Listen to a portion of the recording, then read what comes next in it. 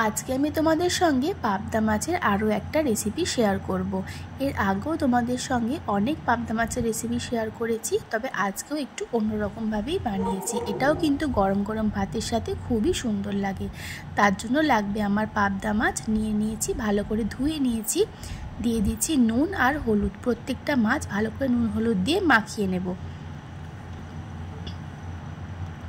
তো আমার সব মাছগুলো ভালো করে মাখানো হয়ে গেছে। এবারে মাছগুলোকে ভাজবো। তার জন্য কড়াই দিয়ে দিচ্ছি সর্ষের তেল। তেলটা ভালো গরম হয়ে গেলে দুভাগে মাছ ভেজেছি, সব তো একসাথে ভাজতে পারবো না, সেই জন্য অল্প অল্প করে দিয়ে সব মাছগুলোকে লাল লাল করে ভেজে নেব। আর এখানে নিয়েছিলাম সর্ষে, পোস্ত, কাঁচা লঙ্কা দিয়ে একটা স্মুথ পেস্ট বানিয়ে নিয়েছি। দেখো মাছও ভাজা হয়ে গেছে। এবার কড়াই আর যেটুকু তেল ছিল তার মধ্যে কালো জিরে ফোড়ন দিয়ে লম্বা লম্বা করে কেটে রেখেছিলাম বেগুন, সেগুলোকে দিয়ে দিলাম। বেগুনগুলোকে একটু হালকা করে ভেজে নেব। এখানে একটা কথা বলি, তোমরা যদি মাছ কড়া করে ভাজতে না চাও সেক্ষেত্রে হালকা করে ভেজেও কিন্তু রান্নাটা করতে পারো। আমাদের বাড়িতে মাছ কিন্তু কড়া করে ভাজাটাই পছন্দ করে, সেই জন্য আমি কড়া করেই ভেজে নিয়েছি। একটা টমেটো দিয়ে দিলাম আর দিয়ে দিচ্ছি মশলার মধ্যে হলুদ গুঁড়ো, নুন আর লঙ্কার গুঁড়ো দিয়ে সামান্য জল দিয়ে মশলাটাকে ভালো করে কষাবো যতক্ষণ টমেটোটা নরম হয়ে আসছে। টমেটোটা নরম হয়ে যাওয়ার পর দিয়ে দিচ্ছি গ্রেভির জন্য পরিমাণ মতন জল। যেই রকম গ্রেভি রাখবে সেই অনুযায়ী জল দিলেই হবে। আমি একটু গ্রেভিটা বেশি রাখবো, সেই জন্য জলের পরিমাণটাও একটু বেশি ব্যবহার করেছি। এবারে ঝোলটা ফুটে ওঠা পর্যন্ত অপেক্ষা করব। ঝোলটা ফুটে উঠলে সব মাছগুলো আমি এর মধ্যে দিয়ে দেব। তো দেখো ঝোলটা আমার ফুটে উঠেছে। এখন আমি দিয়ে দিচ্ছি ভেজে রাখা মাছগুলো। মাছগুলো দিয়ে ঝোলের সঙ্গে মাছগুলো ভালো করে মিশিয়ে নিয়ে এটা আমি ঢাকা দিয়ে দেব।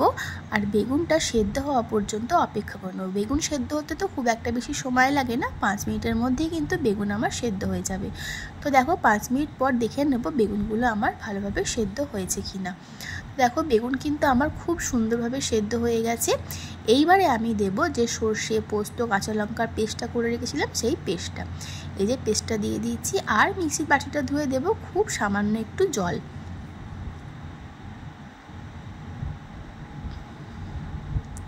দিয়ে ভালো করে মিশিয়ে নেব। আর 5 মিনিট মতন ফুটিয়ে নিয়ে আমি এটা নামিয়ে দেব। তো দেখো ভালো করে মিশিয়ে নিয়েছি, হালকা হাতে মিশিয়ে নেব যাতে মাছগুলো ভেঙে না যায় সেই জন্য। তো ভালো করে মিশিয়ে নিয়েছি। এবার 5 মিনিট একটু ফুটিয়ে নেব। তো ফুটিয়ে নিয়েছি 5 মিনিট। এবার নামাবো। তার আগে দিয়ে দিচ্ছি 1 চামচ মতন কাঁচা সর্ষের তেল, দিয়েই ঢাকা দিয়ে দেব যাতে সর্ষের তেলের ফ্লেভারটা এই রান্নার মধ্যে একদম সুন্দরভাবে চলে যায়।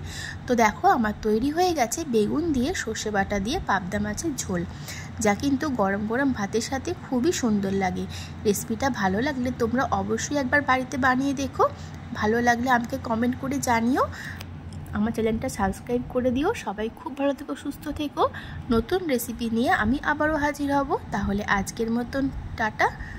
সবাই খুব ভালো থেকো, সুস্থ থেকো। আর অসংখ্য ধন্যবাদ আমার পুরো ভিডিও দেখার জন্য।